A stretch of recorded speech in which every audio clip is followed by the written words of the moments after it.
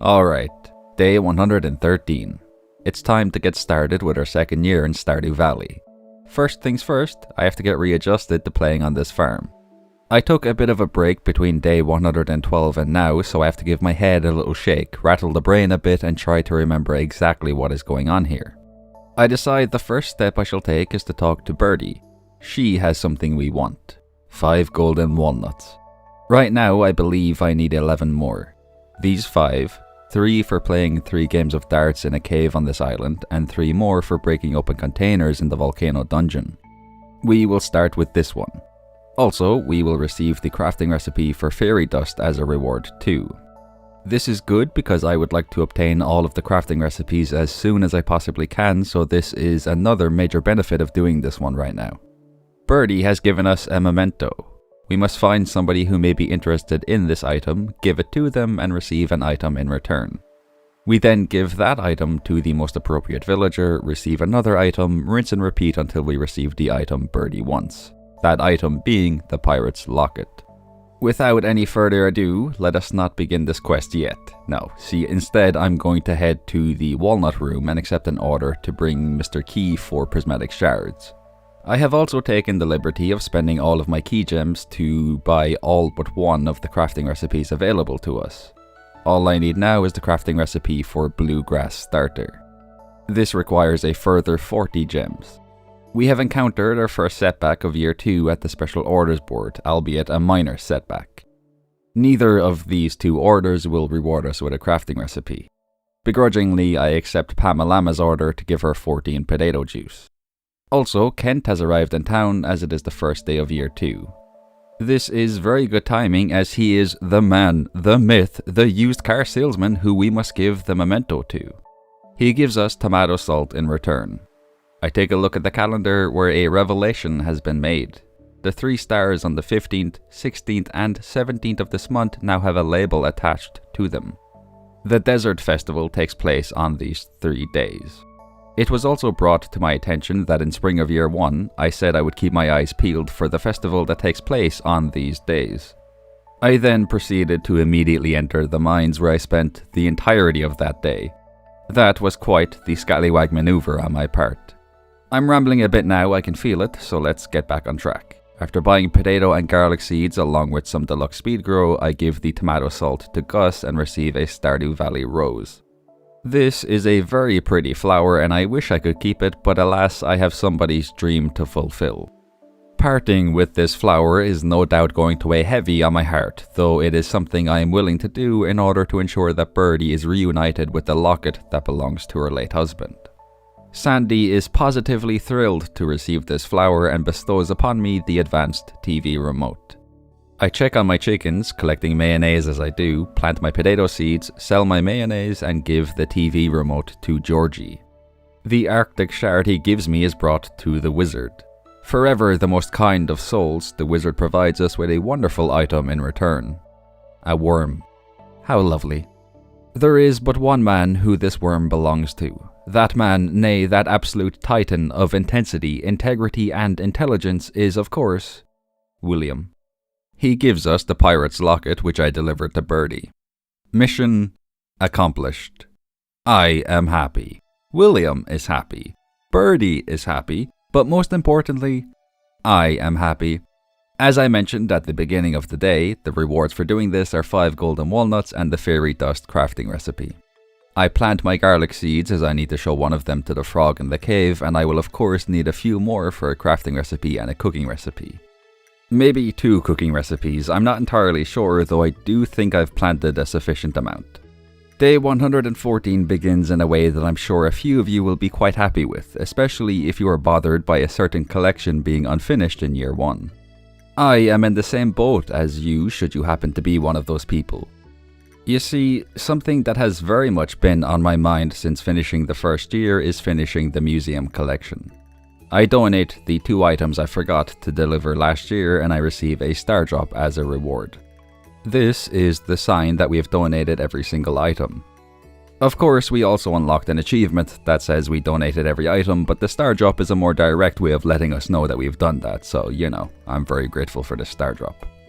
The majority of the day is spent in the volcano dungeon, however I do make time to enter the pirate cave where I play a game of darts to get the aforementioned 3 walnuts associated with doing this. Truth be told, I can't believe I forgot to do this prior to today, but I can be lackadaisical at the best of times. I trade my golden walnuts for key gems. We can now buy 2 walnuts for 1 gem. Very nice. A bunch of coffee beans are ready for harvest. Collecting it in the dark of night was not the smartest of ideas, as I can't really see which plants I've collected coffee beans from. But I have gathered a couple hundred beans, so I am content. Day 115 begins with a cleanup of the Ginger Island farm as I harvest the remaining coffee beans along with a few other crops. The most important crop being the ancient fruit. Well, I say it's the most important, but realistically I won't be covering the entire farm with this seed until I've gathered all the other crops I need for cooking recipes. So I apologize for downplaying the significance of the other crops. I hope I have not hurt their feelings. I speak to the frog in order to show them the garlic I planted, and I of course receive a delicious 5 golden walnuts for doing so. At this point, I only need 1 or 2 more golden walnuts, which I can get by breaking those containers in the volcano dungeon. An absolutely scintillating amount of starfruit wine is ready for collection over on the original farm. I fill the empty kegs with coffee beans. I would very much like to have as close to permanent of a speed boost as possible, and coffee is the most convenient way of doing that right now. I toss ancient fruit into my seed makers, and I'm going to stop mentioning this from now on. It happens too regularly now. There's no point in mentioning it every single time. Although I won't mention it anymore, rest assured I will be doing this as often as I physically can. I collect some starfruit seeds from a chest, and by some I mean a few hundred, before checking out the quarry area. Oak resin is ready to be gathered, so that is exactly what I do. I add tappers to the maple and pine trees while I'm here, then I finally ask Robin to add a barn to the farm. Our shipping collection is looking decent. I think I've shipped around 60% of the items. But I am sorely lacking on animal products, so getting a fully upgraded coop and barn along with all of the different animals is a primary objective of this season. The shop owned by Caroline's husband is closed on Wednesdays. That is absolutely horrendous news, so I head to the Ginger Island farm where I toss my starfruit wine into the shipping bin. The rest of the day, as well as days 116 and 117, are spent working on the farm here. I'm going to clear out all of the seeds I have planted and start fresh. Spring, summer, and mixed seeds are going to be planted in their place. Also, Kent's birthday was on day 116, so I made sure to give him a gift. I would very much like to give every villager a gift for their birthday. I had a bit of a hiccup during spring of last year where I missed Abigail's father's birthday, but I have been going strong since then. I would also really like to reach maximum friendship with everybody this year, so it is imperative that I do not miss any of these birthdays. Parsnips are the first of our new seeds to grow into crops on day 118, along with some bok choys and wheat. That is a good start. Let's keep the momentum going and continue to gather all of the crops I need over the course of the next 2 to 3 weeks. I fill the empty spaces with parsnip and starfruit seeds. Now, let's talk business.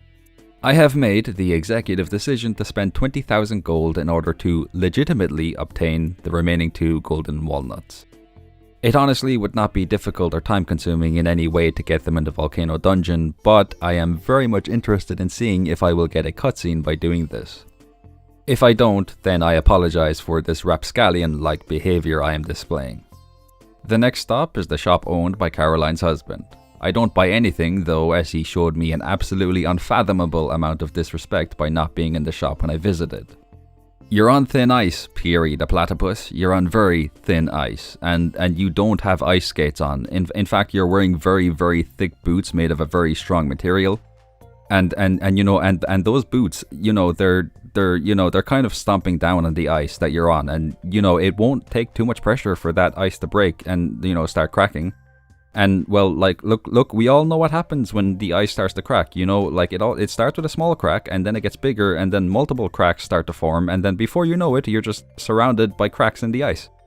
And well, now let's just say you won't be having a good time when that happens, and you know who'll be there laughing at you when you've officially broken the ice? Go on, take a guess. That's right, me. I will be there laughing because I dislike you. Yeah, anyway, so I planted some potato seeds in the greenhouse and bought a new book from Marnie. This book allows us to buy things from Marnie's shop when she isn't there. This is officially the best feature of the 1.6 update. I would even put it ahead of the ability to do little hops when you're using your tools. And I love that feature, so me putting this book ahead of that feature says a lot about the book. I also decided to have 2 cows added to her new barn. Please welcome Moo and Moo Moo to the family. The raccoons want a dried morel and 5 white algae. I have plenty of algae and I can easily make a dried morel on account of me choosing the mushroom cave during spring of year 1. I toss 5 of this beautiful item into a dehydrator. We should get the item we need tomorrow. I ask Robin to upgrade the coop. Our chickens shall soon be welcoming some ducks into their family and exchange a ticket for a prize. I receive a copy of Mining Weekly. Reading it gives me some mining XP. It is only right now when I realize that I never selected the rewards for reaching Mastery Level 2 and Level 3. So it's off to the cave to redeem these rewards. I choose Foraging Mastery, primarily for the ability to find golden mystery boxes, but also because the Treasure Totem and the Mystic Tree Seed intrigue me. I also choose Combat Mastery specifically so I can find trinkets. I am very curious as to what they do. The Mystic Tree Seed requires 5 each of oak, pine, maple, and mahogany tree seeds. So I chop down some mahogany trees in order to obtain these seeds. I make a grand total of 2 Mystic Tree Seeds which I plant in the quarry. We should be able to put tappers on them in order to get Mystic Juice. I don't know what it's called. Basically the equivalent of getting oak resin from an oak tree. Also, I sprinkled tree fertilizer on these 2 tree seeds. My choice to buy the remaining 2 golden walnuts has paid off as I am blessed with a cutscene featuring Morris chilling beside a bag of money. Cool. Day 119, the end of our first week in year 2. I collect the dried morel and toss my potatoes into kegs in order to make the potato juice Pamalama wants. I deliver the dried morel and 5 white algae to the raccoons. I receive the raccoon hat in return. Look, I'm going to be honest here, at this point I truly do not believe that anything will come anywhere close to being able to replace my deluxe pirate hat. It's just not happening. In fact, I'm going to go a step further. I love this hat so much that it will remain on my head for the rest of this playthrough. And, on top of that, my number 1 goal in every single playthrough I do from here on out will be to obtain this pirate hat as soon as I possibly can. After selling some blueberries, I give a pepper to Lewis for his birthday. A gold star pepper, of course. Gold star quality items give a little boost to the friendship points we get, so I will always avail of that option. Speaking of which, I give a gold star pumpkin to Krobus. The reason why I am specifically highlighting Krobus in the area of giving gifts and getting our friendship up is I want to get him to 10 hearts of friendship as soon as I can so I can ask him to be my roommate. I ask Clinton to crack open my mystery boxes. I receive a cherry sapling from the golden one. Alright, that's worth a couple thousand gold at least. Also, the name Clinton comes from multiple people in my comment section telling me that I should call him that because I was very much struggling with coming up with a nickname for him. So, thank you all for that suggestion. I'm loving the nickname Clinton. It works very well, I think. The remainder of the day as well as days 120 and 121 are spent in the Skull Caverns. I was hoping to get my hands on at least 1 trinket during this time. I did not get my hands on a trinket. I did, however, collect the 4 prismatic shards Mr. Key wants, so, you know, silver linings. Day 122 begins with the collection of oak resin from the quarry area. I want to be as efficient as possible when it comes to collecting these. I'm going to need a ton of kegs in order to make a ton of wine in order to make a ton of money. I ask Robin to upgrade the barn, make 24 kegs and add them to the keg collection. It's harvesting time over on Ginger Island. I did not realize how many flower seeds I planted. It is a bit of an inconvenience harvesting all of these as each color and each quality takes up a different space in my inventory. So like 14 spaces are taken up by blue jazz alone. After collecting everything that has grown, I replace them with starfruit seeds. If I can get another 20 or 30 kegs made before these are ready, that would be sensational as I want to make at least 150 starfruit wine at a time if I can. I deliver the 4 prismatic shards to Mr. Key, trade more walnuts for key gems, and use my gems to buy the bluegrass starter crafting recipe and the key to the town. Once again, we are not being offered a special order that has a crafting recipe associated with it. So, with a heavy heart, I accept a special order from Caroline's husband. I gave a grape to Vincent for his birthday. This is why I bought the key to the town. It allows us to enter any building regardless of the time. If I had not bought it, then I don't think I would have been able to enter this house, thus I would have missed his birthday. To finish off the day, I gave a coconut to Leah to complete a quest she gave us. Potato juice is ready to collect on day 123. I only need 14, I believe, for Pamalama's special order, but I can just sell the rest, so it's all good. I give a gold pumpkin to Krobus and visit the bookseller where I trade 2 copies of the Monster Compendium book for a slime press. I also chop down a tree stump to gain access to a little area behind the bookseller where I find a ticket. I exchange this ticket for a Stardrop tea. This tea shall of course be given to Krobus as we are pretty close to getting 10 hearts of friendship with him. I drop the potato juice off in Pamalama's house, completing her special order. This rewards us with another ticket which I exchange for a cow decoration. I placed this decoration in my house and I must say it looks absolutely sterling. I received a notification that the carp fishing frenzy had started in the mountain area, so I quickly made my way there. There is a very big bubble spot and fishing in it results in catching nothing but carp. This is a cool addition, though it would have been more beneficial had this happened during spring of year 1. Still though, this is pretty neat all the same. Over on Ginger Island, I buy the tropical curry cooking recipe from Gustavo before harvesting the various crops and flowers that have grown. I decide to toss some items into the shipping bin, including a bunch of starfruit that I was originally planning on tossing into my kegs. I earn over 120,000 gold from this sale. Day 124 begins with another harvesting session. At this point, I think I need to start preparing to make all of the cooking recipes. I'm going to buy some mini fridges next week and toss all of the ingredients I need into those fridges. I will also make sure I've shipped every crop I need for the shipping collection and hold on to anything that is needed for crafting recipes and gifts for the villagers. Then I can safely begin planting nothing but starfruit and ancient fruit without worrying about missing any crops. I ask Robin to upgrade our barn and buy 10 Void Essence from Krobus. This is something that I'm going to be doing every day for the foreseeable future, as I need 200 Void Essence to get the Void Ghost Pendant in the desert. We need this item if we want Krobus to become our roommate. I toss gold star vegetables into a box to complete Caroline's husband's special order, and that is it for today. I drop by my greenhouse on day 125. Pretty soon I'm going to be filling this up entirely with ancient fruit seeds. Of course, as it is the 13th day of spring, the Egg Festival takes place today.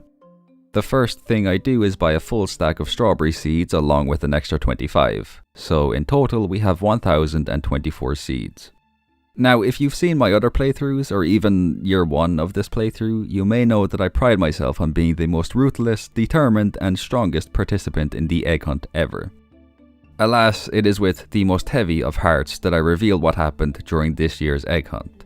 The eggs were all in different locations. This is a change I was not expecting, and I unfortunately was not able to improvise, adapt, and overcome.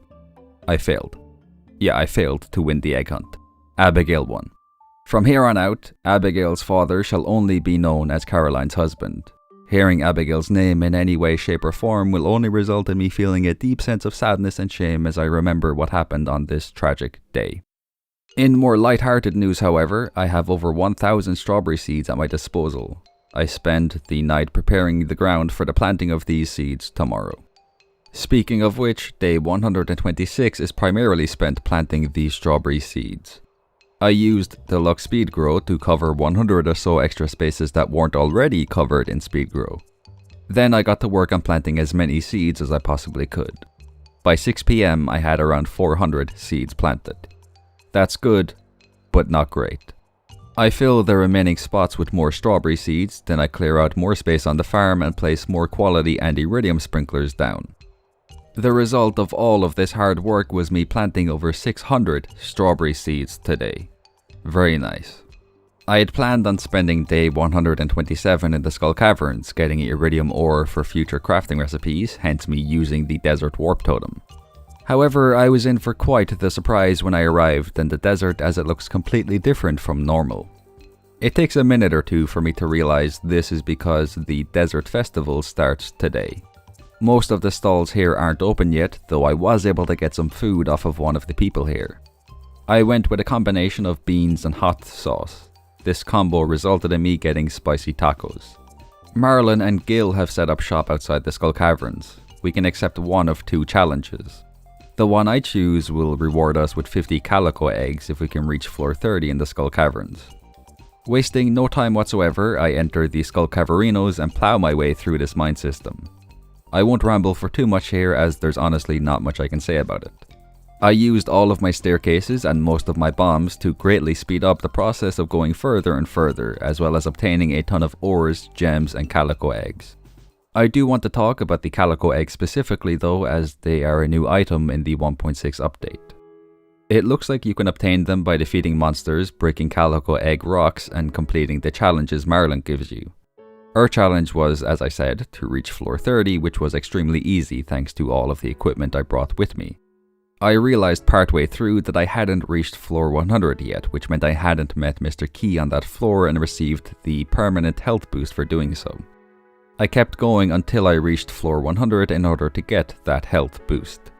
You will notice there is a calico egg in the top right hand corner with the number 25 written on it. This is our egg level. It increases by 1 every 5 levels you get through. There are also statues in the Skull Caverns that you can click on to get another egg level. Gil gave me 200 calico eggs for reaching an egg level of 25, which meant I had a total of 444 calico eggs when all was said and done. I check out the various stalls. Emily is offering cloth, a prismatic shard, sea urchins, and mixed flower seeds in exchange for eggs. George is offering a TV, coffee, vinegar, moral, and artifact troves. Sandy has set up a room where you can receive a new outfit for free. I get what looks like a mining outfit. I immediately put my pirate hat back on, but I keep the rest of this new outfit equipped. I feel like the shirt and the pants have really added to the whole pirate aesthetic, like I think I actually look like a pirate now. I receive a free cactus decoration, then I check out another stall. I spend my eggs on mega bombs and spicy eel dishes. I do want to point out that this person is selling strawberry seeds. If you manage to unlock the desert during spring of year 1, you could make so much money by trading eggs for a ton of these strawberry seeds, planting them all and selling the strawberries. That might be something I aim to do in a future playthrough. Anyway, I'm going to call it here for the day. The trend of not receiving a special order that will give us a crafting recipe as a reward continues on day 128. I choose Robin's special order just because I have some mahogany trees back on the farm that I can chop down to quickly get the hardwood I need for it. I exchange a ticket for some Omni Geodes, harvest some Crappie Whoppies on Ginger Island, and accept a new quest for Mr. Key. He is once again asking us to score 50,000 points in the Junomo Kart game. I am not confident in my Junomo Kart skills, but I will attempt this at some point. I use a warp totem to get to the desert where I check out these stalls. Vincent is offering things like fiber, bug meat, and sap. I pick up some fiber because I need 999 fiber for a single crafting recipe. That reminds me, I will have to plant fiber seeds at some point this month. I ask the person at the food stall to make me a dish with a rare fruit and hot sauce. The resulting dish gives us a +1 speed boost and +3 luck. I trade my eggs for some more spicy eel dishes and once again pick the challenge to reach floor 30 of the Skull Caverns. Cutting right to the chase, I reached floor 45 and immediately left the Skull Caverns. I talk to Gil, who gives me 25 calico eggs for earning an egg rating of 11. It is time for a different challenge now. William will give us a reward if we can catch a scorpion carp. I am very proud to say that I've officially reached the point where I can consistently catch the scorpion carp with no trouble whatsoever. I receive a tasty 50 calico eggs for catching this fish. The spicy eel dish and the dish I got from the food stall has given me +4 luck altogether, I believe. So I spent some time in the casino where I earn enough key coins to afford the alien rare crow. I now only have to get 2 more rare crows. One of which I can buy from the dwarf, the other is sold at the Spirit's Eve festival during fall. So I shall be making sure I do not skip that festival like I did last year. I begin day 129 by clearing away some random tree saplings that have appeared by our mahogany trees. I then chop down all of these trees and I of course replant the mahogany seeds I get from them, making sure to cover them in tree fertilizer as I do. Also, I completely forgot about the chest I placed here. There was a ton of starfruit and ancient fruit inside, along with ancient seeds and hardwood. This was an absolutely sensational discovery. I toss the starfruit into kegs and put the ancient fruit into seed makers. I visit the raccoons, they want dandelion juice and pickled kale. I do wonder if we get a leeway with this one, as in, does it have to be dandelion juice, or can I donate potato juice or parsnip juice or just some type of vegetable juice? And instead of pickled kale, can I bring them pickled cauliflower? In other news, I have officially completed Robin's special order to collect 80 hardwood. That is one more order checked off the list. Hopefully we can now start getting crafting recipes as rewards again soon. I head into the saloon where I decide to play Junimo Kart. I can't remember the last time I played this game, but surely it can't be too difficult, right? I will just let the footage of me playing it play.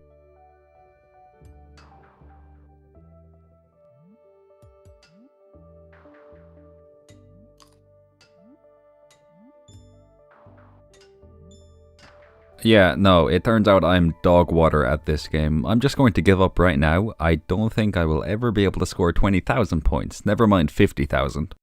I ask Robin to upgrade the coop to cheer myself up. I also buy the workbench from her. I teleport to the desert where I trade some eggs for a beer, a mead and 2 pale ale. I give 1 pale ale to Pamalama as I have a quest from her to give her one. The second pale ale along with the other 2 drinks will be tossed into the shipping bin.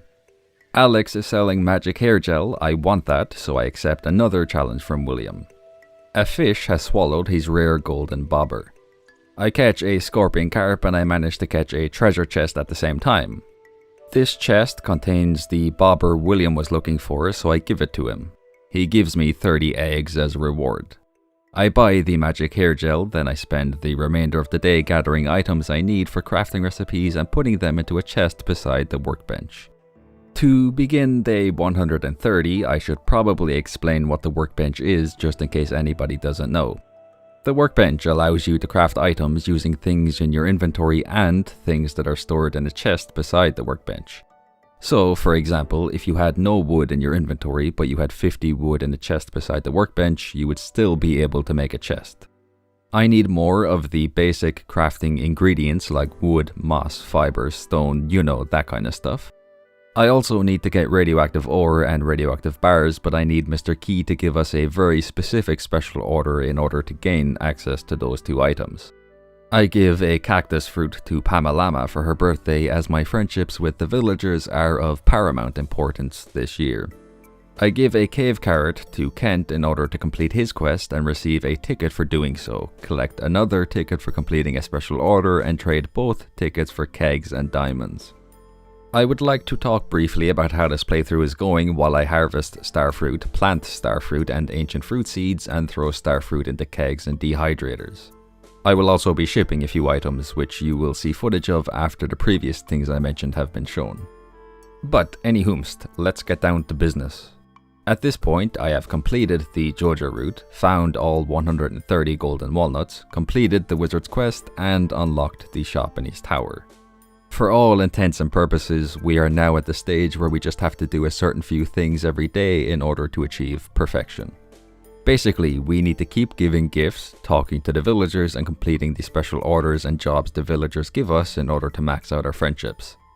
We also have to keep planting and harvesting starfruit and ancient fruit in order to make wine and earn a ton of money. And of course unlock the remaining cooking and crafting recipes. That's it. That's all we have to do. Back to the gameplay now. Day 131 begins with a strawberry harvesting session. I also collect some dried starfruit and sell everything, bumping my bank account up to 260,000 gold. I decide to buy 50 each of the cooking stuff, you know, things like sugar and oil. I buy 10 solar and void essence from Krobus along with 3 void eggs. I enter the mastery cave where I choose mining mastery. The only one I have left to unlock is fishing mastery. Over in Marnie's shop, I buy 2 auto grabbers and a doghouse before filling my barn with cows, goats and pigs, and my coops with ducks and rabbits. I still need animal products like cheese, goat milk, duck eggs, yada yada yada for the shipping collection, hence the purchasing of these animals. I toss a void egg into a mayonnaise machine and a dinosaur egg into the incubator in the coop. A reptile will hatch from this egg in around 10 days, I believe. I place my oil makers and cheese presses in the barn and try to place my doghouse beside my own house, but I cannot for some reason. I sell a few bits and bobs to Caroline's husband, then I head to Ginger Island where I discover that my starfruit is not yet ready for harvest. That was deeply upsetting. Fortunately, day 132 begins with the harvesting of starfruit, so I am no longer upset, nay, I am happy. I toss an ostrich egg into the shipping bin and swing my scythe at the trees in the quarry to obtain moss. This is something I should have been doing the entire time, but I have not. That is a mistake I will never repeat again.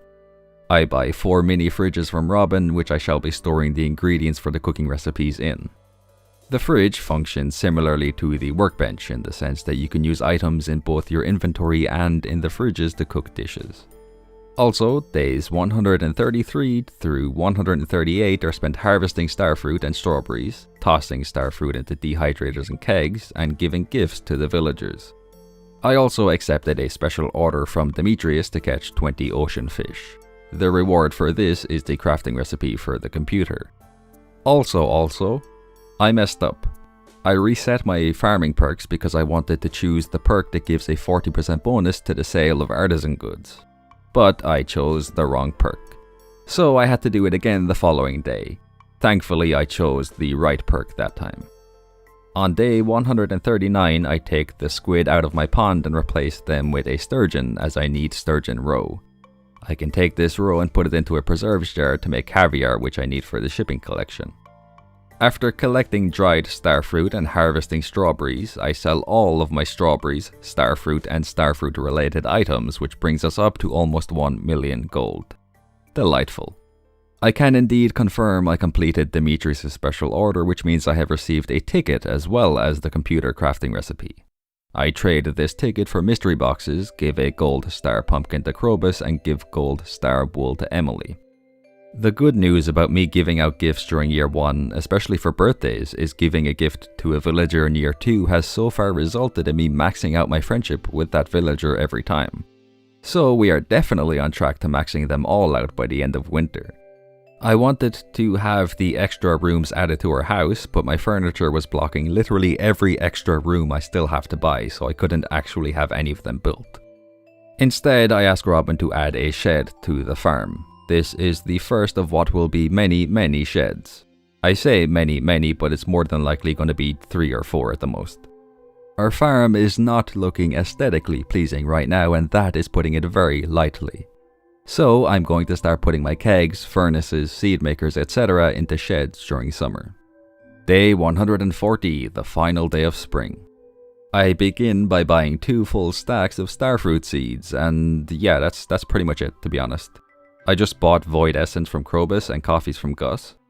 This was a weird season, and by weird I mean I didn't think I would have made this much progress at this stage in the game. I am way ahead of where I thought I would be, so that's kind of ruined the whole plan I had for year 2. In the best possible way, of course, though it's going to be interesting seeing what happens in summer. I think I'm going to set a challenge for myself. By the end of summer, I want to have bought all 4 obelisks. Will we be able to do this? Let's find out. It is day 141, which means summer has officially begun. I want to give you all a quick heads up. Earning a ton of money was my #1 priority this season. This is going to be a pretty short segment in the video, and you'll see why that is around the 2nd week of summer. After planting a couple hundred starfruit seeds, I collect starfruit wine and jelly from the kegs and preserve jars. I sell these items, giving our bank account a much needed boost. I make sure to grab 50 red cabbage seeds as I still need to ship 1 and I need a couple more for the cooking recipes. Deluxe Speed Grow has also become an invaluable resource, so I buy over 400 of that stuff too. I sell some bits and bobs so I can afford a ticket to Ginger Island and accept a special order from Emily. She wants us to bring her a few gems. Again, we won't get a crafting recipe for doing this, which is not very chill. Over on Ginger Island, I harvest some crops and clear out some weeds that have appeared. I pop into Mr. Key's walnut room and check the special orders available to us. These 2 special orders are disgusting, quite frankly, and I want nothing to do with them. I'm never ever doing the key bean order ever again. The rest of the day, as well as day 142, is spent planting starfruit seeds on both farms. I also sold a decent amount of items which earned me over 220,000 gold. Here is a look at the farm to begin day 143. As you can see, it is practically covered in starfruit seeds. We should make millions of gold during the next 3.5 weeks, which is good because I want to buy all 4 obelisks and I need 3 million gold to do so. A dinosaur egg I tossed into the incubator has hatched and produced a baby lizard. I call this lizard Versetti in honor of my favorite character from the Grand Theft Auto series. Ancient fruit is tossed into our kegs. The wine they produce is worth quite a bit of gold, though not as much as starfruit wine. I chop down all of my mahogany trees, making sure to plant any mahogany seeds I receive. I should have more than enough hardwood to cover all of the crafting recipes. I ask Robin to add a second shed to the farm and collect mystic and maple syrup at the quarry. I'm also making a conscious effort to collect moss every time I get the chance because I need at least 500 of that stuff for crafting recipes. The remainder of the day, as well as day 144, is spent chopping down trees in order to get the wood I need for crafting recipes. I should probably just come out and say it, summer is very much going to be a filler season where the main 2 goals are to get the materials I need for crafting recipes and earn at least 3 million gold. If you want to skip to the end of summer, by all means, I would not blame you at all for doing so. I promise you, fall will be a lot more interesting than no, I'm not going to make that promise because I don't know for sure, so fall might be more interesting, we'll find out. I plant red cabbage seeds on day 145 before heading to Emily and Haley's house, where I give a topaz, a jade, an amethyst, a ruby, and an emerald to Emily to complete her special order. I collect a ticket and exchange it for magic rock candy. I might eat this in the future, though it is worth like 5,000 gold, so I may also sell it instead. I don't know. I wasn't really thinking straight during this season. I was basically on autopilot the entire time. After giving a pumpkin to Krobus, I asked Robin to add a 3rd shed to the farm. The rest of the day, as well as day 146, is spent in the Skull Caverns collecting copper, iron, gold, and iridium ore for crafting recipes. I still have a decent amount of bars, so I wasn't too concerned with smelting this ore. Once again, I had a decent sale that earned me around 100,000 gold. Day 147 begins with a mini ancient fruit harvesting session. I collect oak resin and mystic syrup at the quarry, and actually I think I should mention that I only really need 3 mystic syrup. From what I can tell, I need 2 for crafting recipes and 1 more to ship. And that should be it. Hopefully that's it anyway, but if I do end up needing more, I have easy access to that stuff here in the quarry. I ask Robin to upgrade the first shed. This will be filled with kegs as soon as it is ready. Now, I'm going to change the format of this video slightly here. Instead of talking about what I did each day, I'm going to talk about what I did each week, as I did not do enough things every day to justify describing each day. I will only be doing this for the rest of summer. We will hopefully be back to normal for fall, depending on how things go. So, days 148 through 154 are spent giving gifts to the villagers as always, chopping down trees and replanting the seeds, asking Robin to upgrade the second shed, and checking out the bookseller's shop. For the sake of science, I decide to buy the Book of Stars book. Reading this gives us experience in all skills. Before I read it, I had 24,863 XP. After reading it, that jumped up to 25,988 XP. This means it gave me 1,125 XP in total, or 225 for each skill. Gunther wants us to collect 100 bones and bring them to him. I will receive a crafting recipe for doing this, so I'm absolutely going to get this done. I harvest ancient fruit on Ginger Island and have extremely good luck in Mr. Key's walnut room. We have finally received the Danger in the Deep quest. The goal of this quest is to reach the bottom of the mines. I do plan on getting this done, but the main reason I accepted it is this dangerous mine system contains radioactive ore, which I need for crafting recipes and for the shipping collection.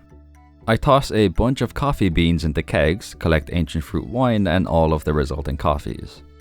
After turning these coffees into triple shot espressos, I buy some mega bombs from the dwarf and enter the dangerous mines. The combination of our triple shot espressos, spicy eels, and mega bombs makes the process of progressing through this area an absolute walk in the park. I managed to reach floor 20 just before passing out at 2 AM. What a lovely start to this adventure. While harvesting starfruit, I reached the 5th and final mastery level. This means I can finally go to the cave and unlock fishing mastery. That will be done at some point during fall or winter. I have way too much to do right now. A duck feather and a dinosaur egg have appeared in the auto grabber. I tossed the egg into a mayonnaise machine and the duck feather into the shipping bin. I continue frolicking through the dangerous mines. Things were going very nicely for me until I reached floor 50. The dark smoke on these floors made it borderline impossible for me to spot the ladders down to the next floor. I shall return here with a glow ring in order to beat this monumental challenge. I harvest more starfruit and some red cabbage and pick up all of the kegs that I have placed on the farm. I place as many of them as I possibly can into a shed. This is the first official keg shed. I fill these kegs with starfruit, toss ancient fruit and ancient fruit wine into the shipping bin, and plant more starfruit seeds.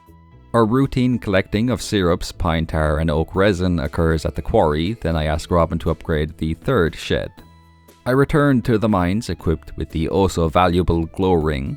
This trivializes the dark, cloudy floors I'm currently on, which means the vibes are once again immaculate. I place kegs, preserve jars and dehydrators into the second shed, though I would like to replace the preserve jars and dehydrators with more kegs as soon as possible.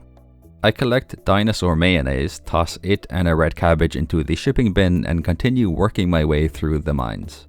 I make it to floor 107 with one more day remaining in this challenge. That means I will have to get from floor 105 to floor 120 before day 154 is over. Will I be able to do this? Yes. Yes, I was able to do this. In fact, there was no alternative here. I could not allow myself to fail this challenge because I had spent way too much time working on it. I realized pretty early on that an easy way of finding ladders was to defeat as many monsters as I possibly could on each floor. Granted, I did have to start eating gold starfruit to make sure I didn't lose all my health, but it was worth it. I also picked up a fairy trinket. This fairy regenerates my health while I'm fighting, so that helped me quite a bit. Another thing I want to mention is that I was able to collect around 25 radioactive ore, which I think is all I need. I have to ship a radioactive ore and a radioactive bar, and I need 2 ore and 2 bars for crafting recipes. I believe that's all I need, so in total that's 18 radioactive ore.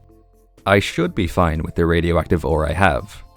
But now that I've completed this special order, I can activate a shrine on floor 120 to turn it into the dangerous mines again and get more radioactive ore if I need to.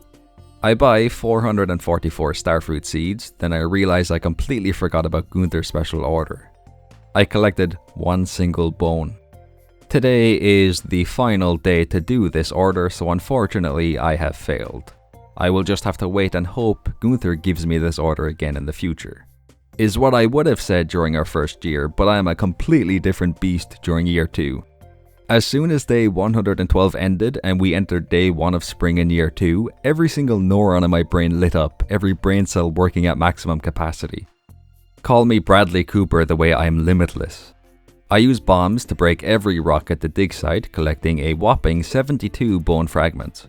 I know it says I've collected 79, but that number includes the one I had before this and things like the skeletal hand artifact. So, we need to get 28 more bone fragments. It is currently 6:30 PM. Mission failed, right? Wrong. I'm only just getting started. I enter the quarry mines where I defeat the skeletons in the right side of the area to get more bones. With 80 of them in my inventory, I head to floor 71 of the mines where I defeat even more skeletons. I push forward to floor 74 where I don't just obtain my 100th bone, nay, I obtain 101 bones. I enter the museum, delivering the bones to Gunther and completing his order. I grab my beloved ticket and exchange it for a Stardrop tea. With the second week of summer done and dusted, let us turn our attention to days 155 through 161. Our greenhouse is looking absolutely sterling as it is filled to the brim with ancient fruit. I add more kegs to the second shed and finally trade 200 Void Essence for the Void Ghost Pendant. Getting Krobus to max hearts was actually really easy thanks to 2 Stardrop teas, Gold Star Pumpkins, and Iridium quality horseradishes. I believe I got around 4 hearts of friendship with him just for giving him a pumpkin on his birthday. After accepting an order from Robin to collect 1000 pieces of stone, the reward for which is the crafting recipe for the stone chest, I collect the star fruit that is grown on Ginger Island. I sell the gold star ones to Caroline's husband and buy even more starfruit seeds. The majority of this week was spent in the mines collecting 1000 pieces of stone in order to complete Robin's challenge. I give a horseradish and a Stardrop tea to Krobus. I should be receiving the 7th and final Stardrop from him as soon as I reach 12.5 hearts of friendship with him. I also noticed that the cursed mannequin has been moved. I did not touch it, it was right beside my bed and now it's beside Krobus's room. That is really creepy, I might get rid of it now. Nah, who am I kidding? It's gonna stay there. I'm not getting rid of it. Anywhomst, let's not dilly-dally for too long. Let us discuss what happened during days 162 through 168, aka the final week of summer. I continued collecting starfruit wine, tossing starfruit into kegs, and harvesting ancient fruit. I collected oak resin, which I used to make kegs, traded a ticket for a treasure chest, harvested even more ancient fruit, and accepted an order from Mr. Key. This one is similar to the Dangerous Mines order, except this one involves the Skull Caverns. I'm not going to try to get to floor 100 like the order wants me to though, I will just pop in to grab some radioactive ore. I trade key gems for the missing stock list. I can give this to Caroline's husband in order to be able to buy any seed at any time. So, for example, I will be able to buy parsnip seeds, melon seeds, and garlic seeds during the fall. I replace the dehydrators and preserve jars with kegs, spend some time in the Skull Caverns, and deliver 24 eggs to Gustavo in order to complete an order he gave me. We will not receive a crafting recipe for doing this order, but, you know, Gustavo gave us the special order, so that's reason enough for me to do it. I have a massive starfruit harvesting session multiple times. Finally, on the last day of summer, I sell almost all of my ancient fruit and starfruit, along with all of my starfruit wine, starfruit jelly, and dried starfruit. With a beautiful 3.3 million gold at my disposal, I ask the wizard to add the 4 obelisks to the farm. We can now use these to teleport to the mountain lake area, the beach, the desert, and Ginger Island. The Ginger Island one is going to be especially useful as it makes going back and forth so much easier.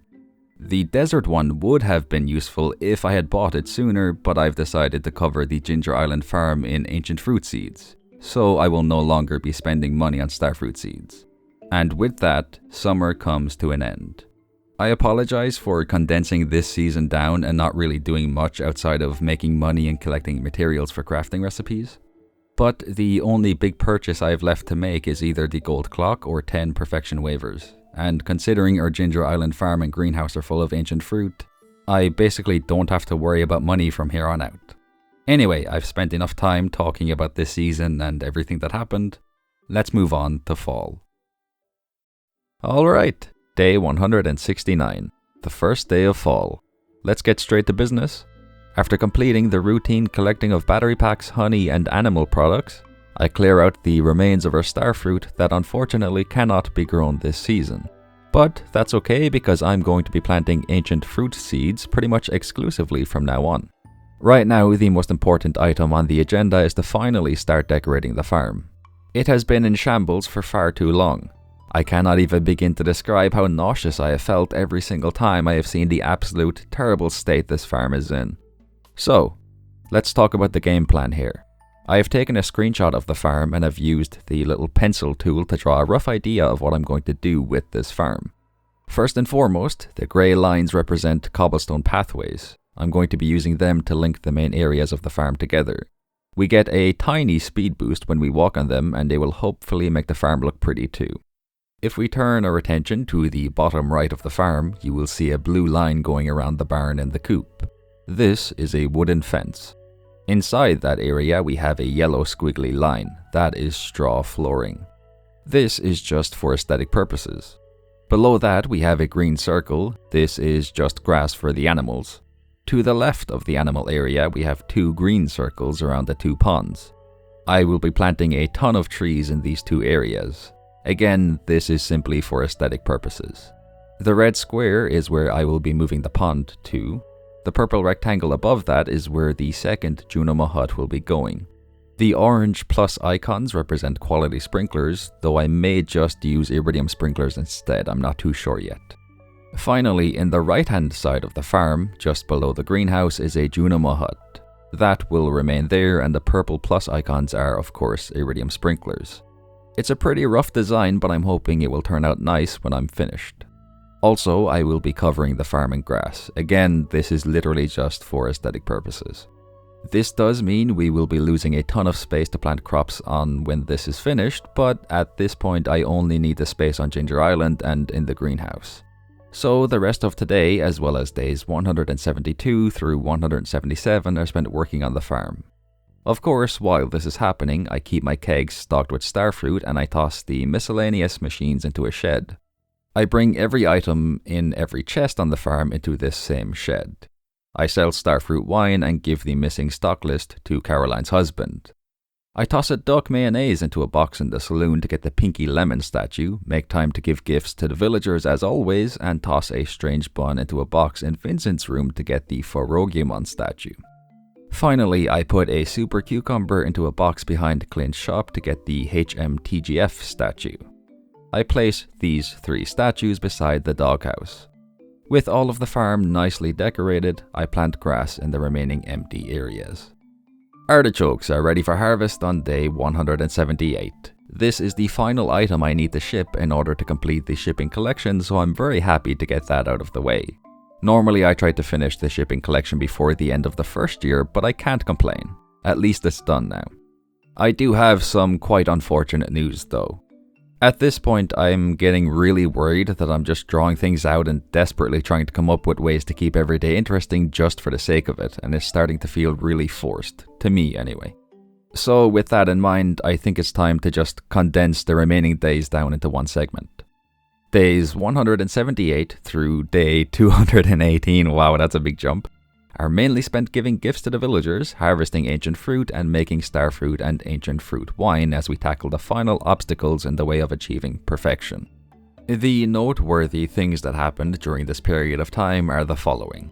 I collect a dandelion juice and pickled kale which I give to the raccoons. I receive 5 fairy dust in return. I finally unlock fishing mastery and obtain the crafting recipe for challenge bait and the advanced fishing rod. I can now also find golden fishing chests. I attend the Spirits Eve festival where I buy the last rare crow I need along with the jack-o'-lantern crafting recipe. I believe this maze here is also new and it was a lot more difficult for me to get through than the normal one. After a couple of minutes I managed to reach the end where I received a ticket. Sweet. I was sent the crafting recipe for the deluxe scarecrow in the mail. I believe that was the last crafting recipe I needed, so I get to work on crafting every item.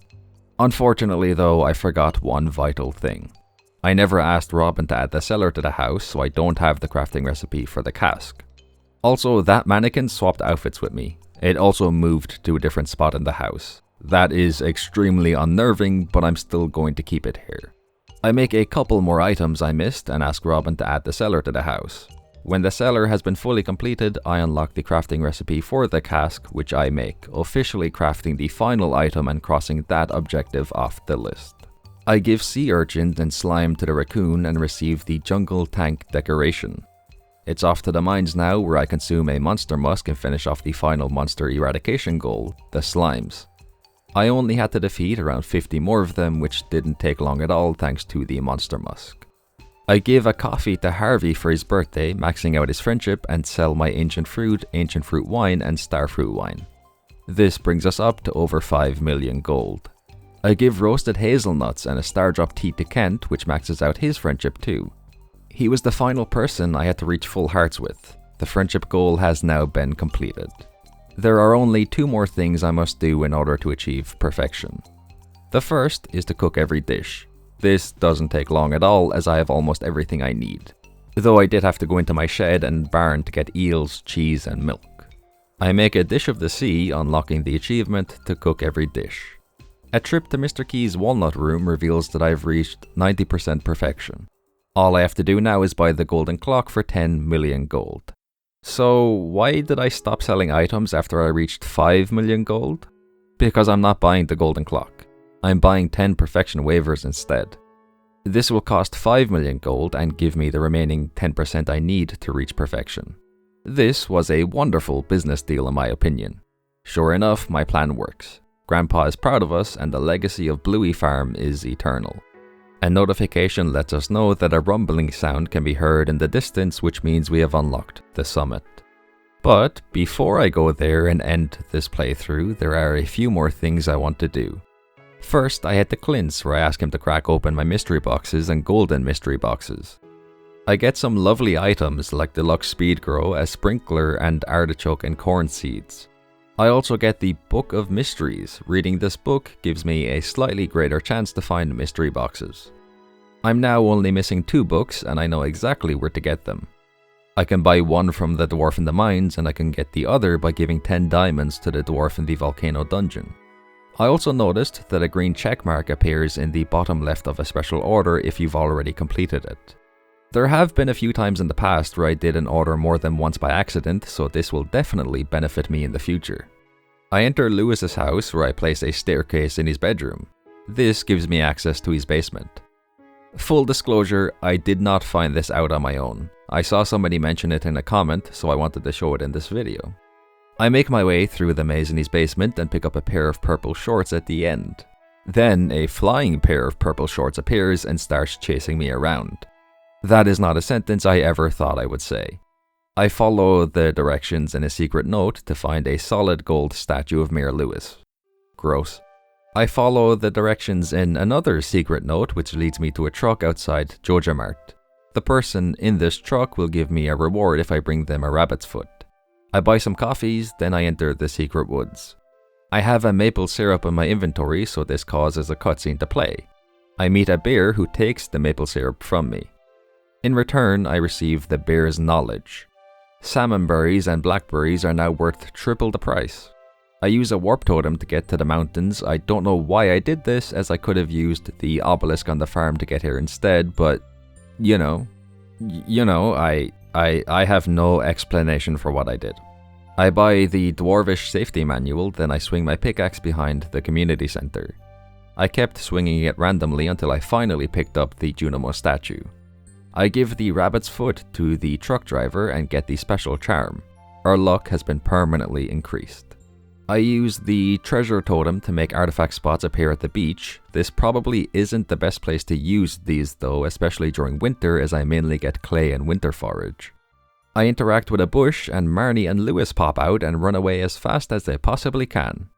I ask Marnie if she saw Marnie and Lewis in the bush, and then I realize who I'm talking to. I think Marnie has a doppelganger or maybe a twin sister. Or maybe she's like the wizard and has amazing magical powers that we don't know about and has the ability to clone herself. Interesting. Very interesting indeed. I give sea urchins and ghostfish to the raccoons and receive Stardrop tea. I eat a gold star seafoam pudding to give a +5 to our fishing level, bumping us up to level 15. This allows me to catch the Iridium Krobus statue. There was no way I was going to finish this playthrough without getting this statue first. It is very important to me. I used the treasure totem at the dig site on Ginger Island and get some much better items than I did on the beach. Mystery boxes, omni geodes, golden coconuts, lovely stuff altogether. Finally, before we wrap things up, I would like to give you all a tour of my house. I'm sure we can all agree that it looks absolutely sterling. I've gone for a lovely light blue aesthetic. The floor really complements the wallpaper, I must say. And the furniture items, don't even get me started on those. They are the best of the best of the best when it comes to decorations.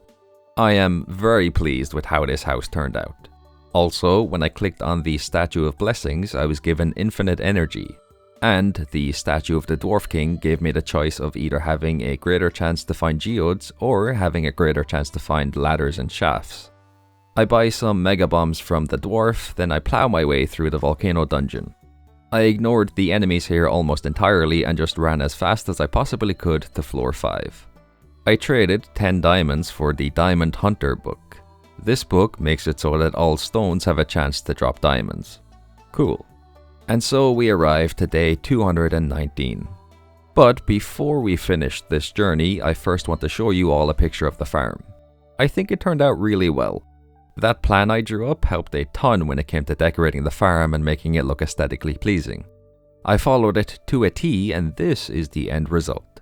I went for a sort of forest nature type of vibe with it, as the Meadowlands farm is more of a rancher / animal farm. And I think this end result here perfectly reflects that. All in all, I am content with this farm. Anyhoomst, I make my way to the summit where Morris is waiting for us.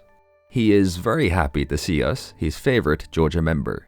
He tells us that working in Pelican Town has opened his eyes to a different way of life. It has been a humbling experience for him. It is at this moment that I realize he is and always has been lying to me. He doesn't actually care about me. He doesn't actually appreciate all of the things I did for him. This has not been a humbling experience. He's just happy that I've given him a ton of money and helped him get rid of the community center. I am not happy with you, Morris. I am not happy with you at all. In fact, you have been added to my list of enemies. Alright, so now that we've reached the end of the playthrough, I'm gonna break character. Alright, I'm no longer going to be talking from the perspective of the farmer. Right? I'm not going to be Neon Aries anymore. The farmer's name is Neon Aries. I named them after my YouTube channel. Very creative and original. I know I'm breaking the mold with that one. I'm also going off script, so this could be an unmitigated disaster, but we'll find out. But no, I'm being serious, alright? I'm being seriously right now with what I say next. I had a lot of fun playing through the 1.6 update. It was very interesting seeing all of the new changes and items and features. I'm sure there are a lot of things that I haven't discovered yet or I just missed while I was playing through it. If that is the case and you know something that I missed, then feel free to leave it in a comment. More than likely I won't search for whatever I missed off camera. I won't do it in a playthrough that I'm not uploading to YouTube. Rather, in the future, whether it's a new playthrough or I continue the mega modded playthrough, I'll search for anything that I missed in that playthrough, so you'll all be able to see it too. Again, I want to apologize for skipping so many days during the second year, but I genuinely got to a point where I didn't have anything to talk about on a daily basis anymore. I couldn't do it. And I didn't want to make this video even longer than it already is, so this is the end result. I hope you found it entertaining regardless of that. I think all that is left for me to do is to bid you all adieu. So, thank you all so much for joining me on this adventure. I hope you enjoyed watching all of the shenanigans and tomfoolery unfold. As always, have a good one.